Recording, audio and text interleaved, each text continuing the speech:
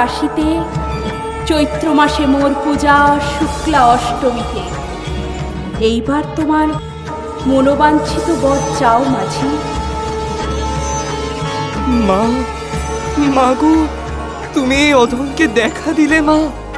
আমার জীবন ধন্য হয়ে গেল মাগো। আমি আর কিছুই চাই না, কিছু না। কেবল এইটুকু আশীষ দাও, আমার সন্তান যেন দুধে ভাতে থাকে মাগো, যেন দুধে ভাতে থাকে। সত্যরূপেই তুমি ধন্য ঈশ্বরী।